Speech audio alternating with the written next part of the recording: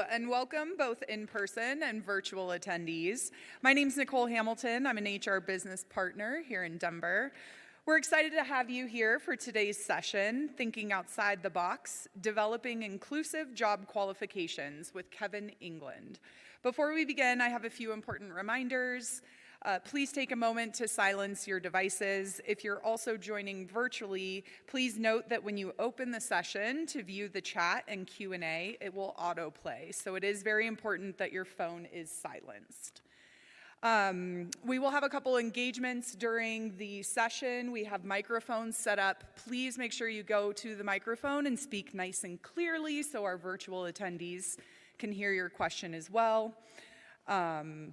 And if we have time at the end, there will be a Q&A. And you can also see these questions live for the next 30 days in the session app as well.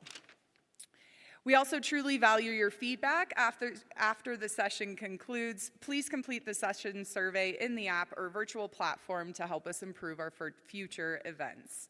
Now, please join me in welcoming Kevin England for the session titled Thinking Outside the Box, Developing Inclusive Job Qualifications.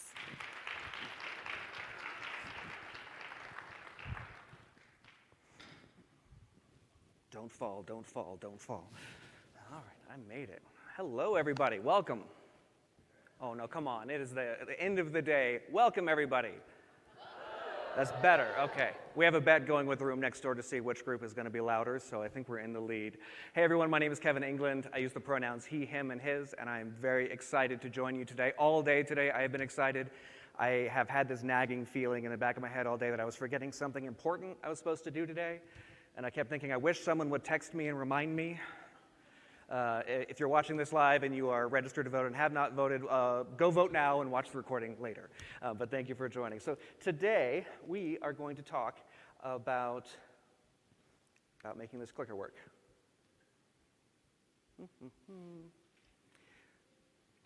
Well, we're going to talk about technology gaps. Hang on one second.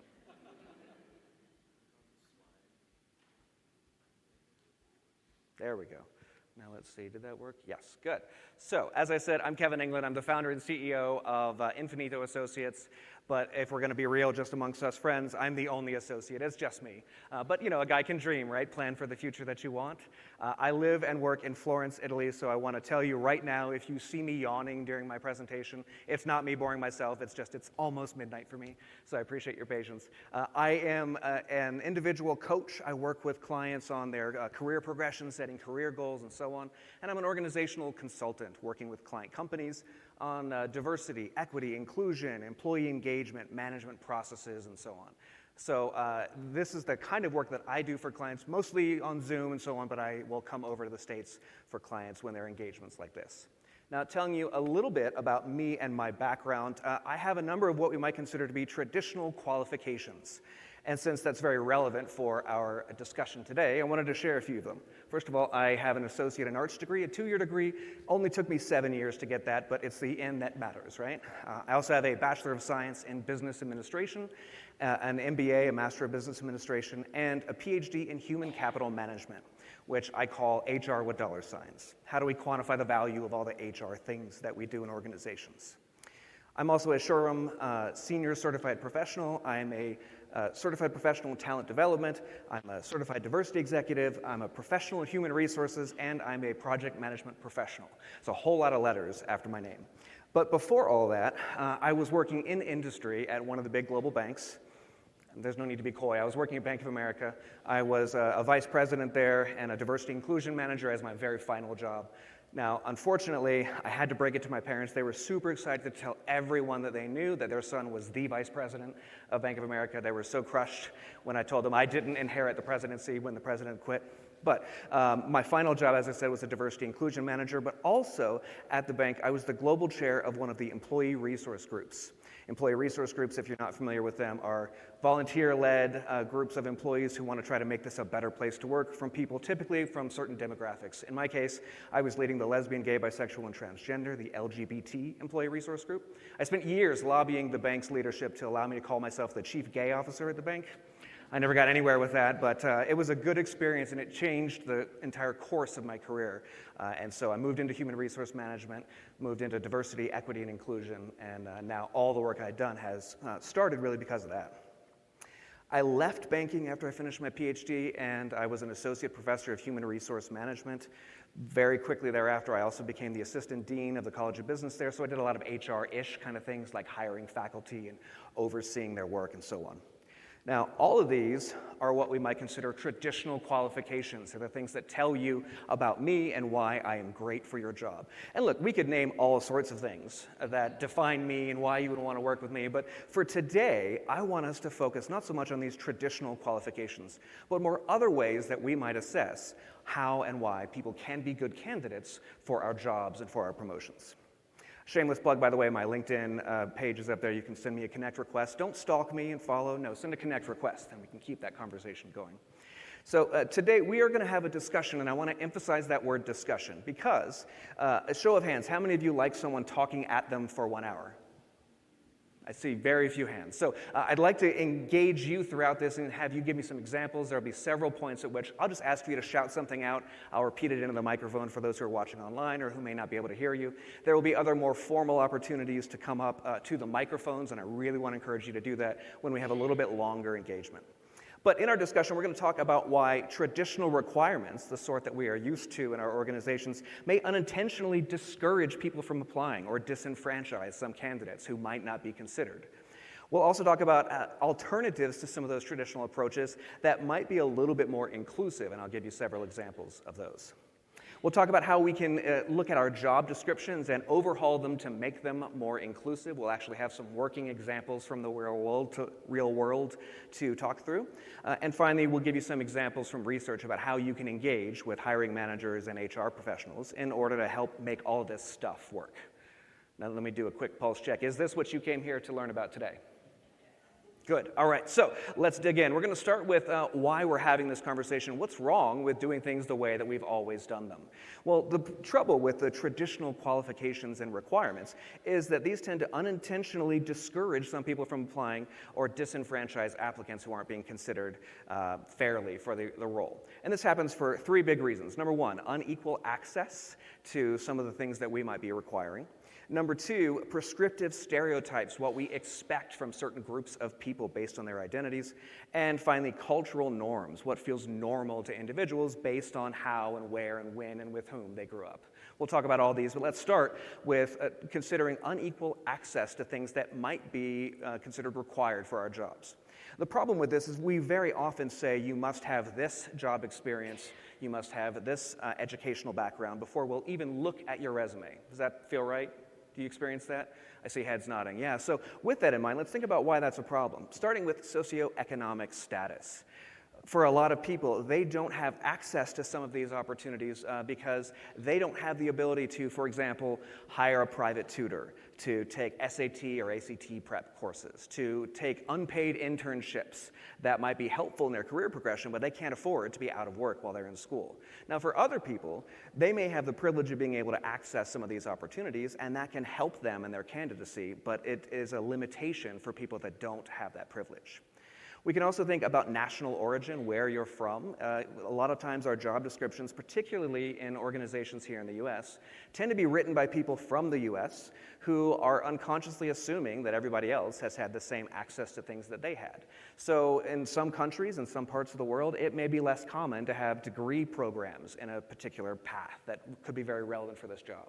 Or maybe previous experience in a career path isn't an option for people who haven't lived in a part of the world where that was really common. So this can be limiting for our candidates who might be coming from other countries. And finally, in the US in particular, racial or ethnic segregation can be a big factor. It contributes a lot to some of those same challenges where people just don't have the ability to have some of those background characteristics or experiences that we say we want. Now, the other thing that I want to share with you, though, is about prescriptive stereotypes. There may be things that we assume people from certain backgrounds can do or cannot do, like or don't like, the way they think, the way they act, and so on. And this really stems from our old friend, unconscious bias. We've all heard of unconscious bias, I'm sure. If not, there are many sessions at this conference that you can attend that will talk about it. But very briefly, we have these assumptions in the back of our head that we're not even aware of based on our previous experiences, our preconceived notions, and yes, even stereotypes that tend to influence what we assume about people that we haven't met or don't know well. And this shows up in a number of different ways. Let's start with probably the most common of them in this context, and that's gender. We tend to make assumptions about what people from different genders are capable of and what they like and don't like and how we expect them to behave. And when people don't behave the way that we expect someone of that gender expression to behave, we penalize them for it. It just doesn't feel right. Unfortunately for us, a lot of these expectations are very much built into the back of our heads, whether we realize it or not. And let's do a little thought experiment to show how this plays out. I am going to ask for your help. I'm going to describe a scenario to you, and I will ask you all in unison to give me one word that describes this scenario. Here it is. Out on a playground, there's a bunch of little kids playing in person together, and none of them are on their iPads. It's amazing. And one of them says to the others, I have an idea. This little boy says, why don't we play this game? And everyone else says, that's a great idea, and they all decide to play that game. What is one word that describes that little boy? Leader. Anybody else? Leader tends to be the most common answer. Okay. Well, now we're going to do a different scenario, and I'm going to ask for a few more people to chime in. Here we go. There are a bunch of little kids out on a playground. One of those little kids, a little girl, says, I have an idea. Why don't we play this game? And everyone says, that's a great idea, and they play what that little girl suggests. What's one word that describes that little girl? Bossy. I have got to tell you, I have done this experiment literally 1,000 times. I'm not even exaggerating. I've done it at conferences. I've done it in workshops at companies. I've done it at summits. I've done it virtually. I've done it on different continents. Every single time, people say leader for the boy. And they either say bossy for the girl, or everyone gets real quiet and waits for someone else to say it. And then a few people will say the correct answer, which is leader for the girl. And when I ask them, but what was the other word you thought about? Everyone gets real quiet and looks down at their feet. This is just drilled into our heads. I'm not saying it's right. I'm just saying it's real. This is showing up again decades later in the workplace. When we think about how we describe candidates for jobs, how we describe employees for promotion processes, behaviors that are okay for one group are not okay for the other. It's not just gender. This also shows up when we think about other characteristics like race and ethnicity. We have stereotypes and assumptions about how people from different identity backgrounds should behave, or what is okay for people from different backgrounds. When I do conversations like this, and I've talked about that playground experiment, very often I will have people tell me that because of other characteristics, they are held to a different standard than their peers. One gentleman at a session I did, very large black man, says he can never raise his voice in a workplace setting, because if he does, people call him threatening. That's the word he used. Now, he describes himself as a teddy bear. He says he's the least threatening person in the world, but that's the assumption people make. That's how they interpret his behavior because of their unconscious biases about people who look like him. Now, if I behave the same way, if I raise my voice, apparently I am not very threatening. And this is a big hit to my self-confidence, but it seems that I'm just passionate or excited. I am not the threatening sort. There's a very good reason. I don't look the same way he does. People don't make the same assumptions about me. And when we talk about intersectionality, the combination of these different characteristics, then you're in for it. If you are a woman of color in many organizations in the U.S., and especially if you are a black or African-American woman in the U.S., you are probably held to a very different standard than your peers who are neither black nor female. Very often I hear people use the phrase angry black woman as a stereotype that they are trying to resist. I see heads nodding in the audience. I think a few of you have experienced this. These prescriptive stereotypes are making it very difficult for people to be considered fairly for a job, because sometimes the exact behaviors or characteristics we look for don't sit well with us if people are defying our unconscious expectations. This also shows up in national origin. We make assumptions without realizing that people from some countries are likely to be good at this or not good at that, or that people from some parts of the world are more likely to work in this kind of industry or this type of job. And when someone does not match that expectation, we hold it against them, even if we don't realize it. And finally, age. We make assumptions about people's capabilities, especially where technology is concerned. This is a huge stereotype, but also about people's work ethic, how much they want to work, how long in life they want to work, and so on. And when someone applies for a job, we might be unconsciously judging them based on their apparent age, and do I think that is a good fit for this job? We'll talk about fit a few times today. All these are times in which we are making assumptions we don't realize we're doing it, and people are held to a different standard, and so they're not given the same opportunity to be considered for a job.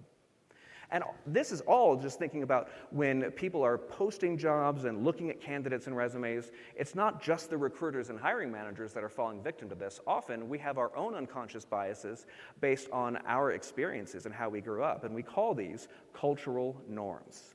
Cultural norms are what seems normal to us based on what we observed when we were young, what we have witnessed in our families, in our communities, and so on. Very different depending on where in the world you grew up and who you grew up with and what your community looked like.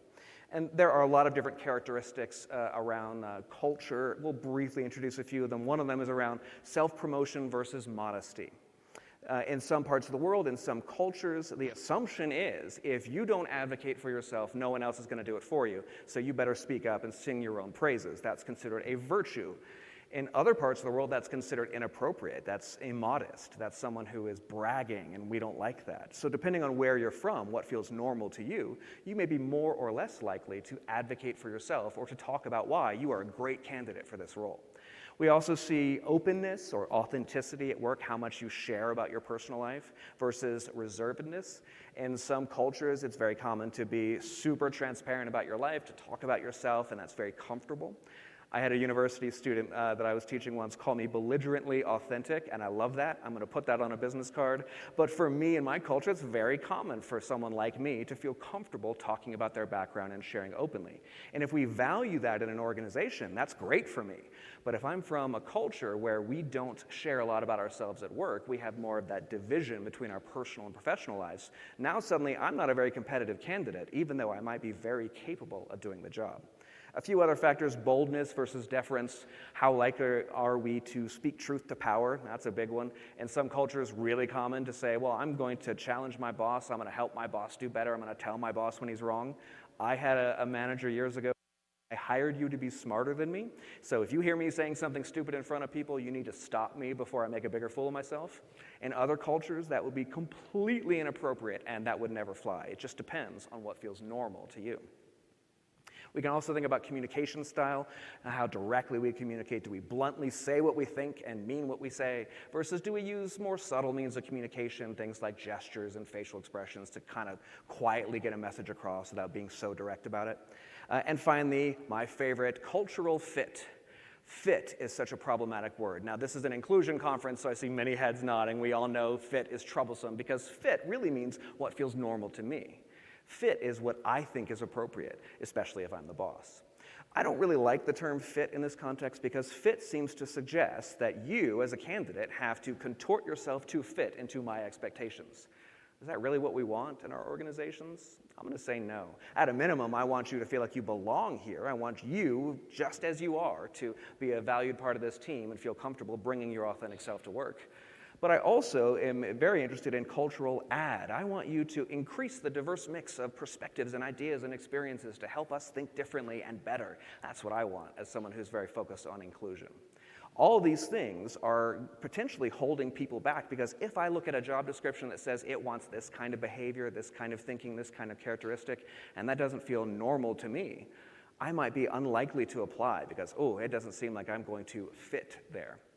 And we are actually going to give you the example to play with the opportunity to play with a few examples here. I did some research. I looked up job postings for HR-type jobs in some of the Fortune 10 companies, the biggest companies out there, And what I did was I lightly edited, for clarity and brevity, the job description, what it said it was looking for. I have not said who the company is. We can see if you can guess who these are in these examples. The first one, a people operations manager. And it listed out their values, which I thought was a good idea in theory, but then as I started to read, I started having a little bit of concern. Culture champion, models our values, holds self-accountable, supports social justice and ethics. I started to get a little uneasy there, because what does that mean? What does social justice and ethics mean to this organization? Does that match what I think about social justice and ethics? Servant leadership is consistently humble. Ooh, we've got some potential problem areas there based on our cultural upbringing. What does humility mean for you, to me? Self-aware, honest, transparent. Okay, those are a little bit more common. Diversity, equity, and inclusion actively supports diversity of ideas and perspectives. Does that mean I have to agree with someone who says something that is abhorrent to me? I'm not sure. How do I handle that? What does that mean? I don't know reading this. That might give me pause. And finally, builds strong and trusting relationships. Maybe I don't want to be besties with people at work. Maybe that's not how I operate with people. Works collaboratively. Okay. Communicates with impact. Ooh, now hold on. What does that mean to communicate with impact? If I communicate with impact, is that going to be received differently than if someone who doesn't look like me communicates with impact? What kind of impact are we looking for? Demonstrates energy and positively. Maybe I'm not a really great, outgoing, excitable person, but I'm really good at doing these tasks. Does that mean I shouldn't apply? I have a lot of questions about these values. And then we get into qualifications. So minimum qualifications, a bachelor's degree in human resources, business, or related. Okay, I can see that's a very common requirement. We'll talk some more about whether that makes sense or not. But then we get into some fun stuff. 6 months experience in human resources. So you're telling me if I have 5 months and 27 days, I am not capable of doing this job. That extra day or two makes all the difference. Now suddenly I'm capable? I have some concerns with that. Or 6 months experience as a supervisor. Same question. Why 6 months? Why is that the magic number? What if I've got 5 months of management experience and then 5 months of HR experience? I've got 10 months, but if I'm reading this, that says I am not qualified to do this job, and I should not even apply. And then for extra fun, now we get into preferred qualifications. Human resources certification. I'll tell you, I'm a little bent out of shape that this company only listed the PHR and SPHR. They gave no love to SHRM's certifications. We'll talk about those. Project management, retail-related experience. Okay, these are preferred. They're not required. Why not alternative? Instead of some of those minimum qualifications, having an HR certification might be a good alternative. Is that an option? I have questions about this job posting and whether or not I would want to apply for it. But let me ask you, anyone want to guess? Who is this? Which company? It's not Bank of America. And I heard Amazon. It's not Amazon. Not Apple. No, Walmart. This is Walmart. Okay, here's another one. Let's see if this one shakes out a little bit differently for you. So HR partner, human resources. We might be a great match. I thought that was cute. This is like workplace Tinder. I'm going to swipe right on this application. You have to courageously advocate for equity when you see inequity. Ooh, okay. I'm a big fan of advocating for equity, but if I'm reading this, I don't know what that means to you. I don't know what behavior you're expecting from me. Passionate about interacting with and advocating for employees. I'm a little concerned about being passionate about our employees as an HR practitioner. I'm worried. That's some red flags there. Excited to work in a fast-paced, active, team-oriented, non-typical work environment. I have no idea what that means. If I'm reading that, I don't know if I want that kind of work environment. That sounds a little sketchy to me. These are all values. Okay, I've got questions, of course, but then I get into basic qualifications, a bachelor's degree from an accredited university. Accredited, so it can't be a fake university. I got it. But it can be in anything. A biology major is going to be very good at being an HR partner at this organization. All right, that's a little strange to me. We get into preferred qualifications, and now we got some good stuff. A degree in HR, labor relations, business management, psychology. Any industrial organizational psychologists in the room? A few people, all right. Not as many as we'd like, but yeah, good partners for HR or related field. That's great. Now we're saying I want your training to be in something that's relevant to the job that we're asking you to do. That makes more sense to me. Highly effective verbal and written communication skills. How do you know that? Do I have to give you some sort of a test when I'm applying for the job? Is there some kind of piece of paper that shows, yes, I'm good at this? I don't know how you're going to assess my capabilities there. Experience with Microsoft Word, Excel, payroll systems, or human resources information systems. In college, 20 years ago, I took an Excel class. I have not used it since. According to this, this is a great thing in my favor. I'm not sure that's really going to help my candidacy, or at least not my ability to do the job. And finally, able to demonstrate highly effective cognitive and analytical skills, including problem analysis, decision-making, financial, and quantitative analysis. That is a lot for one bullet, and I'm not really sure how well I can meet all those things. So again, I have questions about what you're really looking for here and why some of these are in the job description. Anyone want to guess who this is? No, Fortune 10, one of the biggest companies out there? Amazon. This is Amazon, yeah. Not to be too snarky, but apparently this was before they decided no more working remotely, so I imagine this job posting today is going to look a little different. All right, that's a whole different workshop to go to. They got one more example, and that's HR manager. So in this company, skills and qualifications, a bachelor's degree does not have to be from an accredited university. Fake bachelor's is fine. Doesn't have to be in any particular topic. Just having any bachelor's degree about anything from anywhere, and you are golden. 8 years of experience in any of these of HR experience. Now, let me pause and say, why 8 years? Where did that number come from? Again, 7 years and 11 months, you are not capable of performing the essential tasks of this job. It's a little strange to me. And then we get into, it must be HR experience in one of these many different areas, but others, no. Well, I'm not sure why we need to list out all these areas. I don't know how many other areas there are, frankly. Well, okay, inclusion would be one. But why is that so relevant? Proven ability to deliver HR solutions based on analytical insights. Okay, so do I have to do the insights, or is someone else doing those insights? Do I have to develop the solutions, or am I just delivering somebody else's plan? Again, I have questions. What do you want from me here? And then when we get into the preferred qualifications, human resources experience, okay, well, that's probably relevant. But with Fortune 500 companies, it's got to be with larger firms. Okay, I can see why that would be preferred, but not required. Experience supporting hourly employee groups or in a manufacturing environment. Again, as a preferred qualification, all right, that might mean you're better able to hit the ground running in this job. I'm good with that. Demonstrated leadership capabilities. Demonstrated how exactly? What does that look like? If I'm a leader in an employee resource group, does that count? That's cool. If I'm a leader in a faith organization outside of my job, does that count? What does that leadership need to look like? And you should be willing to relocate within the U.S. You should be willing. You don't have to be, but you should be willing. Whether you're able or not, that's a different factor. Is the company going to pay for me to relocate? If I have loved ones who live with me, are you paying for them? Like, what does that mean? What are you willing to offer? Again, I have questions. But for you, my one question is, who do you think this is? Anyone going to guess it? This one's harder. This is ExxonMobil.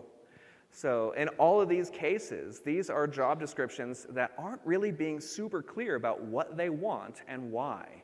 And in many cases, somebody reading this might look at it and say, I don't know if that describes me. Maybe I'm not a good fit for this job. Even worse, somebody interpreting somebody's candidacy, a recruiter or a hiring manager, might look at how well you meet these qualifications and might interpret it differently depending on your background and identity because of our old friend unconscious bias. There are a lot of problems with some of these requirements. Now, with that in mind, let's think about how we can do better. What is an alternative to some of those requirements that might be a little bit more inclusive? I'm going to give you two big categories that we'll introduce. One of them is alternative credentials, and the other one is skills assessments. Let's tackle the first one, alternative credentials. Now, there is a research report from SHRM called Making Skilled Credentials Work. And I've included links for this in the downloadable version of this deck. You can get this from the app, the SHRM Events app. You can also just email me, and I'll be happy to send you the deck where you can click on the link. But I stole, shamelessly, this graphic because I thought it was pretty. This came right out of the SHRM report. And it showed that when we are thinking about the different alternative credentials, a few different versions come to mind and are common. Training certificates. I'm at work. I took some sort of class. I took a workshop. And at the end of it, I got a pretty piece of paper said, you did it. You got through the 1 hour workshop. Great. Course completion certificates. So maybe I took some external course, like I went to a college or a university and took a class. Maybe I went to a seminar like what SHRM offers. We offer a lot of seminars at SHRM. I teach many of them, so I'm a big fan of those. And finally, industry or professional certifications. Now, as an academic, I'm going to get a little snooty here and say there's a really important difference between a certificate and a certification. A certificate says you sat through it and you made it to the end, and maybe you completed a little 10-question multiple choice or true-false quiz at the end. Certifications tend to be a lot more rigorous. We'll talk about why in a few minutes. Now, worth noting that when we consider these alternative credentials, these are really popular with certain groups of people that maybe have not had the opportunity to have some of those traditional qualifications, like a degree program. So we see older workers, people without college degrees, military veterans who went into the service instead of going to school. They can achieve a lot of these different types of credentials without having to have a full degree program. But let's zero in on that last one there, the certification, because it's a favorite topic of mine. And let me just ask for a show of hands in the room. How many of you have some sort of certification? You are a certified something or other. Probably about 2/3 of the people in the room have some sort of certification. So let me ask you, what's good about that? And you can just shout out an answer and I'll repeat it into the mic. What's good about your certification? Why do you like it? I'm sorry? Credibility, good. What else? Higher wage, yeah? What else? It's a requirement for a lot of jobs, yeah, good. Well, we've done some research around certification, and in general, what we've learned is people tend to value them because they are faster than a full degree program, they are cheaper. Even an expensive certification is often cheaper than one single college or university course. They give credibility, as we heard, so when you have completed the certification, it shows you know your stuff, and it demonstrates commitment, specifically to your field, because you can have a degree in anything, but if you go and get a certification, it shows you have commitment to this particular industry or field in particular. But these things are only true in certain circumstances. One, it has to be from a reputable organization. Anyone can certify anybody they want. I am certifying you, sir. You are certified. No one cares, right? It doesn't matter. If I don't have credibility, then my certification of someone else is irrelevant. So it needs to be from an organization like the Society for Human Resource Management that people say, well, this is an organization I can trust. And it should be based on some sort of validated body of knowledge, like Sherm's BASC. That's the Body of Applied Skills and Knowledge. And so this is a body of knowledge we can look at and say, here are all the things that you have to know or be familiar with in order to earn this certification. Oh, and I think this is, the room next door may be clicking and we're getting a little bit of overlap. Sorry about that. And so we also want to think about how these certifications need to demonstrate proficiency and capability. It's not just you can pass a test, but often you have to show that you can do the thing. Many programs require you to have a certain amount of experience in the field before you can earn the certification, or you have to have some sort of a project or portfolio to show you can demonstrate the skills, not just the test-taking ability. And finally, regular recertification, really valid and credible certification programs require you to have some sort of continuing education. Programs like this, you come to an event, you come to a conference, you take part in a workshop, you're showing you're continuing to learn and grow, so your certification is not just based on something you learned 20 years ago that might not be relevant. Now, the other big category that we want to think about is skills assessments. This is where I'm giving you the opportunity to demonstrate to me, the hiring manager or recruiter, that you are capable of performing the essential functions of the job. And this is helpful for a number of reasons. One, I can find people that can show me they can do the job, even if on paper I might not have assumed they could.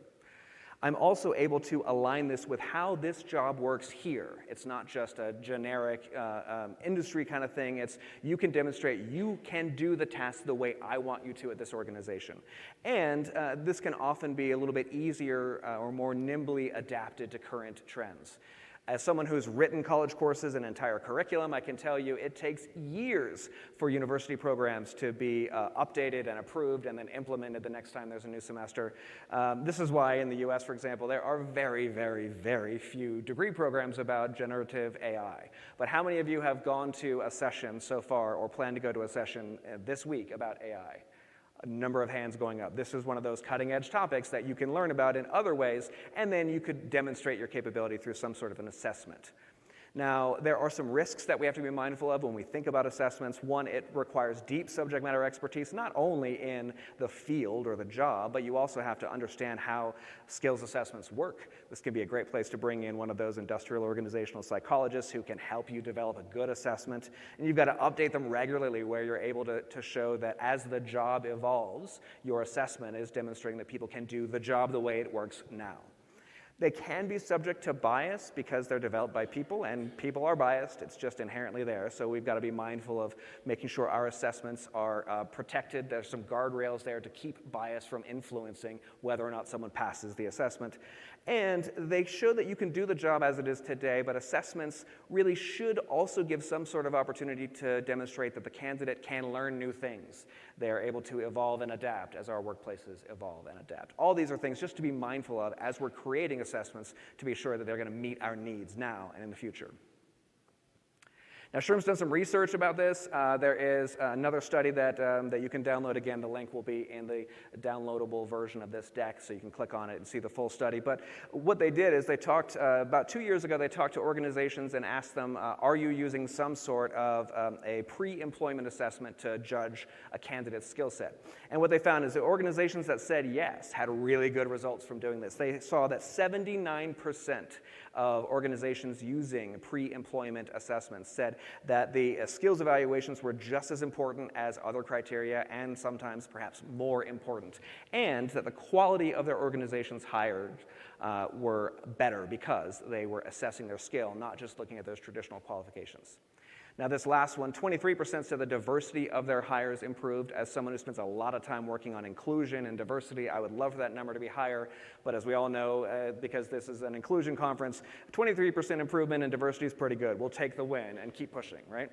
So again, you can download the full research report from the SHRM website or from this deck and learn a little bit more about how they found skilled credentials were helping in organizations.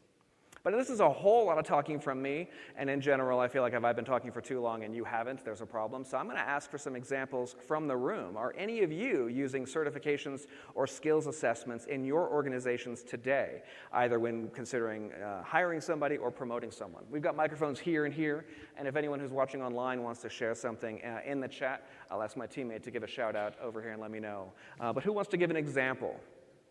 How are you using these today?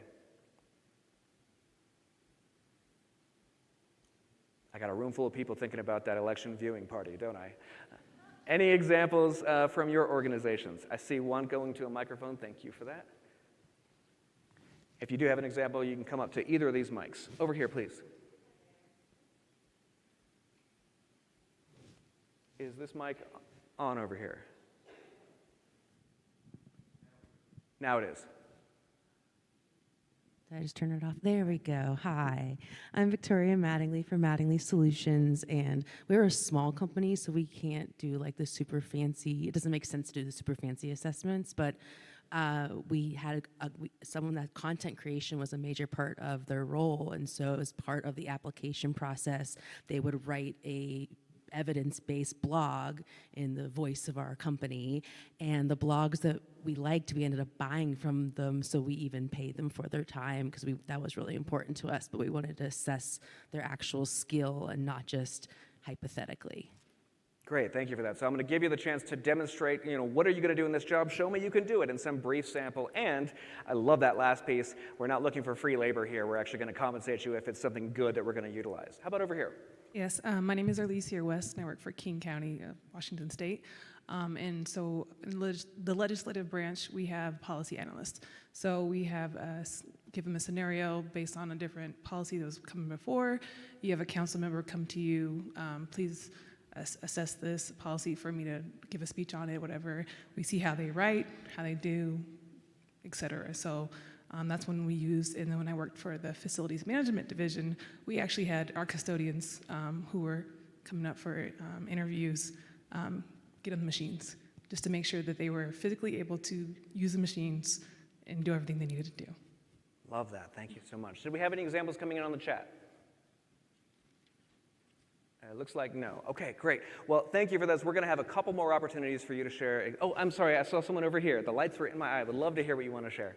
That's okay. Thank you. Kelly Moran. I work for Midshore Behavioral Health, a small not-for-profit in Maryland. I'm fascinated by the report that indicated great results from requiring people to do on the skills assessments. I used to use Indeed skills assessments, and I stopped because I became aware of a concern about that being a barrier for certain people in making the cut for inviting them in to interview, specifically folks that have anxiety for time-based tests, and they're all time-based.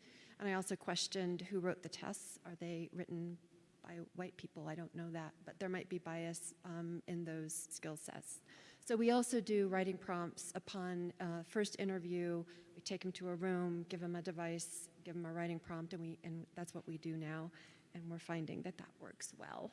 Thank I love that. Thanks for sharing the concern about we want to make sure that these assessments are not disenfranchising some folks. That's a really good point. And sending them into another room with your devices to do something. I have to ask, has anyone caught someone using AI or something like that to complete an assessment task? This is a new problem we got to be mindful of. How can we get around people cheating, essentially, unless it's okay for them to use those same sorts of tools when finishing their job. Then that's okay, and we just want to make sure that's very clear.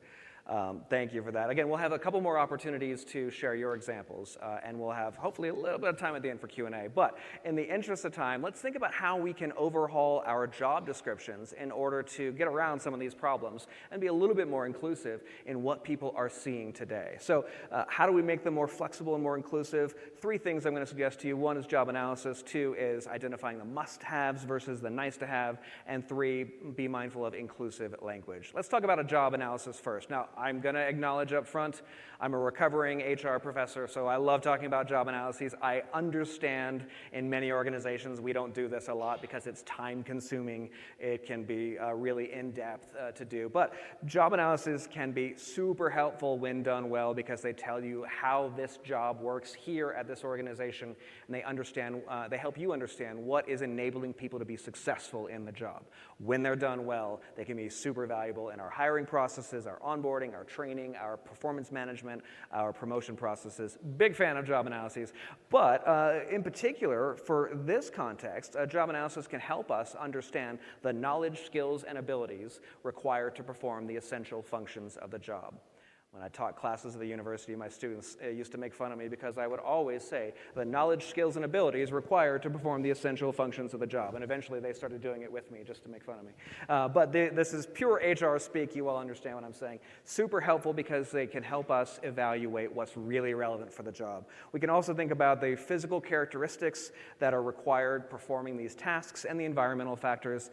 For the Americans with Disabilities Act in the U.S. in particular, this is really relevant because we have to understand how they need to do the job. Job analysis can tell us that. And finally, we can think about what credentials or experience are really required for the job. And we can look at, for example, what credentials or experience tend to be common among our top performing people in the job today. That might suggest there's a correlation, not necessarily a causation. So it's worth looking into further after that. Let me just do a little pop quiz here. How would you gather data like this? If you were doing a job analysis in your organization about a job, how would you figure out all this stuff? Anyone want to shout one out to me? Talk to someone who's doing the job today and ask them questions. What else? Shadow, watch them doing the job. Anything else? A time study, right? So you're going to observe how long it takes them to do all the different tasks and what that looks like. You might look at existing documentation. You might look at the current job description and do a sanity check with people that could say, this is so out of date, it makes no sense anymore. There's lots of ways that you might be able to gather this data. There's plenty more. Which one is the best one? Oh, it's a trick question. A variety of them is really what we want to do. We want to capture information in a lot of different ways so we can kind of triangulate to a source of the truth. Good. Well, another thing that we can take out of a job analysis is trying to understand what's really required to do the job. It's non-negotiable versus what might be a little bit up for discussion. It could be helpful, but is not necessarily required. And we need to start with thinking about educational credentials. Are they really non-negotiable? I'm going to argue there are not a lot of jobs out there that you absolutely must have a specific educational background or you cannot do the job. A few come to mind. Anyone want to offer one? If you want to be a physician, I would really like for you to have a degree. Yes. Anyone else? A teacher, if you want to work in education, you typically have to have a degree at least one level higher than the one you're trying to teach in. As a former administrator, I'll tell you there's ways around that. It's a little shady, but yeah. What else? Say it again. Engineering, depending on the type of engineering, yes, absolutely. If you want to be an attorney, probably should get a law degree. That can be helpful. There's, things where it's really required. Usually there's some sort of a license that you have to have. If there's a licensing agency or a board, yeah, okay. You need a degree. Outside of that, it's probably negotiable if you're able to demonstrate that knowledge in different ways. Then how much previous experience is absolutely necessary? This is one that I go to battle with hiring managers and recruiters for all the time because someone 10 years ago said, I don't know, 3 to 5 years, that sounds good. And then we just keep copying and pasting over and over again without asking where that came from or if it's still relevant. So if someone tells me you need 5 years, my favorite question, so 4 years and 11 months, not capable of doing the job. Well, no, that's fine. Okay, so 4 years and 10 months, that's the minimum cutoff. Pretty quickly they come around to say, well, all right, well, what do we really need? I need to have some experience. I need to be able to demonstrate I can do these tasks. That doesn't often have a year attached to it, if that year is really negotiable. What knowledge, skills, and abilities do you have to already have before you start the job, as opposed to where are there things that you might be able to pick up or refine or hone in the job? And this is one of those areas that we have a different standard applied depending on who we're looking at and whether we really want them or not. Which begs the question, are we being more flexible with these requirements with some candidates than others? How many of you are a good judge of talent and capability? Show of hands. Oh, y'all are too smart for this. All right, let me tell you, when I ask managers this, they are very proud. Yes, absolutely, I am a great judge of talent. And then the gloves come off. Because no, they're wrong. Science tells you you are all terrible judges of talent and capability unless you have some sort of an objective system, a process, a criteria, a framework to help you evaluate them objectively. That's what's really important. So we need to understand how are we assessing. Are we being flexible with this? If we're being flexible with it, then we probably need to rewrite how we are describing what is required, because if it's not required for everyone, it shouldn't be required for anyone. This also shows up when we think about if I'm going to apply for a job, if you have a lot of rigid requirements, I might not be likely to apply for it, especially depending on my cultural upbringing. Gender plays a big role here. Science will tell you that when a man looks at a job posting, in general, on average, if they have 60, 70% of their qualifications, they'll say, yeah, I'll throw my name in, we'll see what happens. Women in the room, you tell me, I don't want to speak for your experience, what percentage of the job requirements that say they're required do you have to meet before you want to apply? It's required. Why wouldn't it be 100%, right? Well, this is just, people tend to interpret these things differently, so we need to be really mindful of what is a must-have versus a nice-to-have.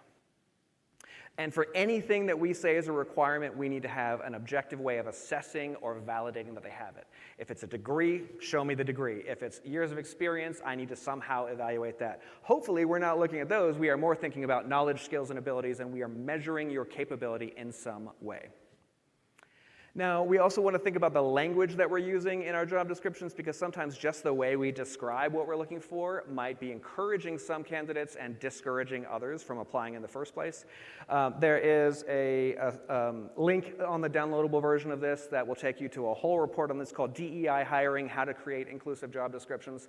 I just want to give you a shameless plug for it and give a few highlights, starting with address gender coding.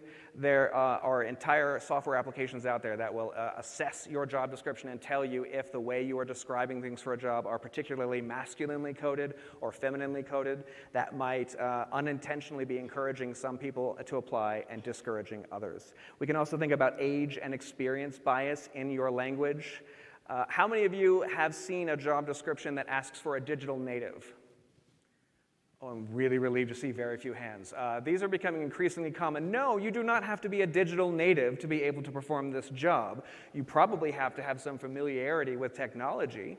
You probably have to be able to learn new platforms pretty easily, but how old you are should have nothing to do with this. The technology you were privileged to have when you were young should have nothing to do with your ability to do the job today. We have to watch out for those. We also want to be mindful of language that might have a cultural or racial bias. For the love of God, you are not trying to hire a data ninja. No, let's please stop using those things. You do not want a guru. You are not trying to hire a rock star, unless you are in the entertainment industry, and then that's okay. Other than that, we want to take out some of these terms that might be suggesting some sort of organizational culture or cultural bias that we are not looking for. We also need to be thinking about candidates with disabilities. How we describe what we're looking for can sometimes suggest that if you don't do it the way we would do it, if you are not capable of performing the task in the way that I am capable, that you are no longer a good candidate for the job. There's lots of tools out there to assess the inclusivity of your language where disabilities is concerned. And finally, corporate jargon. You know, we think about all the acronyms. We work in HR. We live and breathe by acronyms, right? I just said HR. We all work in human resources, most of us anyway, and so we're used to this. But if I am looking at a job posting as a candidate, and it's got abbreviations and acronyms that I'm not familiar with, I might wonder, ooh, I don't know if I have the knowledge required to do this job well. If you're using company-specific jargon that people who've never worked for your company just aren't going to know, that's problematic because it's discouraging people who might feel like they are not capable of doing the tasks when they probably are. You're just excluding them by your language. Again, you will be able to click on this link to get the full report and some more details about these. But we are going to give you one more opportunity to come up to the microphones or use the online chat and tell us. We've got some hands coming up. Where are there items that you want to try to make some improvements in your job descriptions? And do we have something from the chat to share? Okay. We have a question from Ashley. Ashley would like to know, would you suggest phrasings like significant/some versus years of experience? So should we use words or phrases like significant instead of a specific number of years? In general, my advice is be cautious about any requirements that are left open to interpretation. I'm much more inclined to say, mention that you want prior experience with this, and then you can have a conversation when you get someone to apply. That way you're able to really suss out how experienced are they, and how does that translate to their ability to actually perform the tasks required for this job. Thanks for the question. Anything else from the chat? Yeah. We have another question from Ursula P. Question for Kevin. How do you think GPT/AI will help create inclusive, unbiased job descriptions, or does a human still need to be part of the process? ChatGPT creates bias, JDs with preferred and unicorn-like content. Yeah, so great question. Again, there's entire workshops that you can go through about using AI at this conference that'll address that in more depth. I'll briefly say I'm a recent convert to using generative AI like ChatGPT. It's a great tool to get you started, yes. Job descriptions or JDs, I tend to define acronyms or abbreviations when I speak. They can sometimes be improved by tools like ChatGPT and other generative AI because they can help you identify where language might be problematic. But anytime you're using one of those tools, you always need to apply your human expertise to make sure that it's got it right. Because sometimes tools like ChatGPT are going to try to make you happy by giving you an answer, even if it literally is making something up in order to try to fulfill the task. That's absolutely a thing. So be cautious about that. Over here, yes, please. Hi, I currently work at a community college in the state of Maryland. We're a minority serving institution, a Hispanic serving institution, and an ANAPESI as well. And so one of the examples that we're struggling with is that 30% of our students are Latine, but only 5% of our faculty and staff are Latine. And so, you know, the whole piece around student success and seeing yourself and all of that, but we can't just put, we're looking for Latino candidates in our job descriptions. Can you talk a little bit about, should those pieces be in job descriptions? That's one. And have you seen organizations that have increased their diverse pool of candidates because of adding language like that into their job descriptions? And then could you talk a little bit about micro-credentials and how that's being utilized in the world right now? Okay, I'm going to stop you at 3, though, because Okay. that's enough. Yes. For the first 2, I number 1, as any good HR practitioner will begin a sentence like this, I will say, I'm not an attorney, and you should speak to your attorney at your organization. But we want to be very cautious about including any language that seems to suggest a preference for any particular protected characteristic or class. Even well-intentioned discrimination is still illegal discrimination if it's about a protected characteristic or class, so tread extremely carefully there.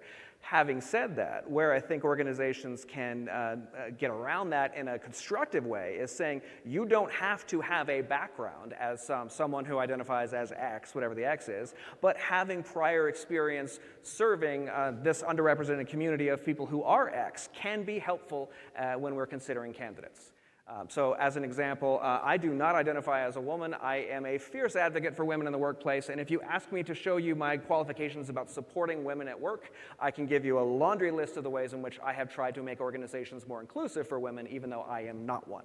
That kind of approach can allow you to encourage people from underrepresented communities to apply without requiring it be that, because you might find that skill set from some other identity group.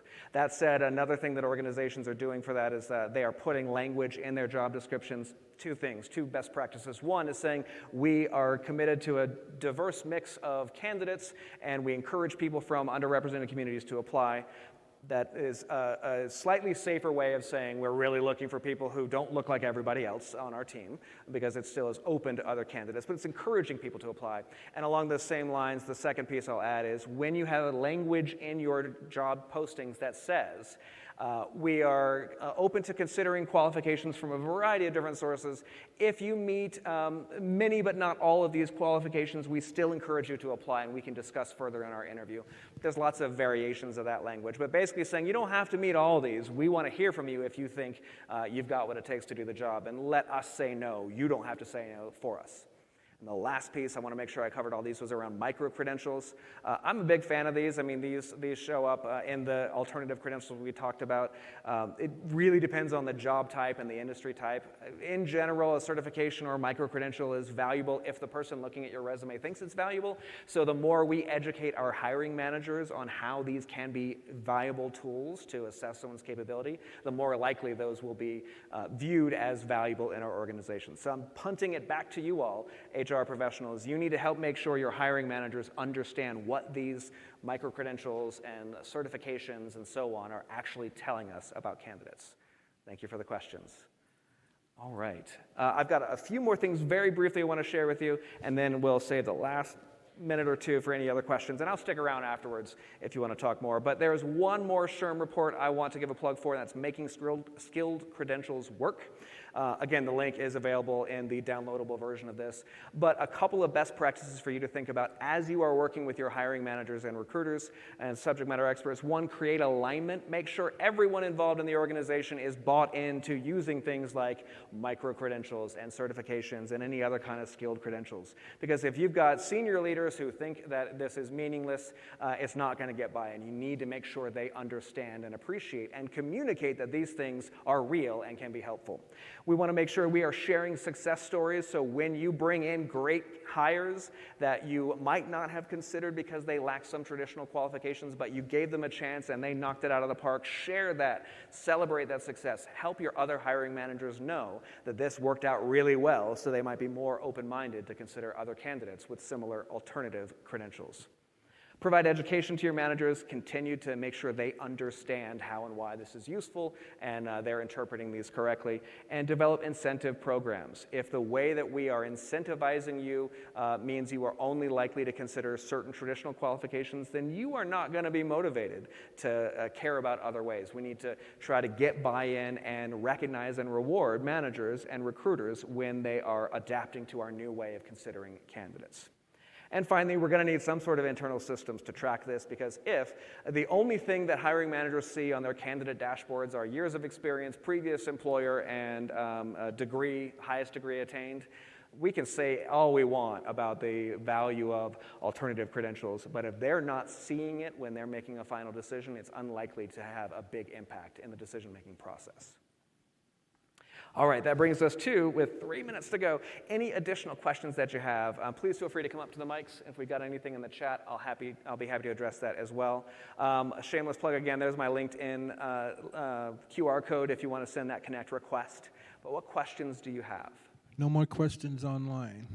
All right, thank you. This is what happens when you're the last session of the day. All right, so I am going to encourage you, please make, we do have one more question. HR professional, so I'll just say that up front. It feels as though a college education is oftentimes used to filter a smaller pool of people. So if we're taking this approach, how should we go about filtering to a smaller group of people if we're seeming to use more open but sometimes vague language? Yeah, so because we often will use a degree or a number of years of experience just to help get a smaller number of candidates to look at, that's a way of reducing our workload. If you were going to look at other credentials, other qualifications, have similar screening processes, and they don't necessarily need to meet all of these, but identify if you meet some combination of these, you make it past the screening into the next stage. There are lots of opportunities to use generative AI like ChatGPT to help with this, but inherent bias, depending on who's programmed that, you need to be really specific for what you're looking for. There's approaches to try to whittle it down to a manageable number. But in general, I'm going to argue, don't be so quick to exclude. Yes, that means our recruiters have more resumes to look at, but if we are truly committed to assembling a diverse mix of well-qualified candidates and then selecting the person that we objectively believe is going to be able to do the job well, then we need to invest in either tools or additional employees doing screenings, or probably both, in order to handle that well. If we're serious about it, we need to invest in it, and then we'll get the return on investment by having that diverse mix of well-qualified candidates. Thanks for the question. That sounded like a sales pitch, didn't it? All right, I'm going to ask you to make sure you complete the survey at in the app, so give feedback about this, help me continue to do my best work, and I'll stick around in case you have any other questions. Thank you.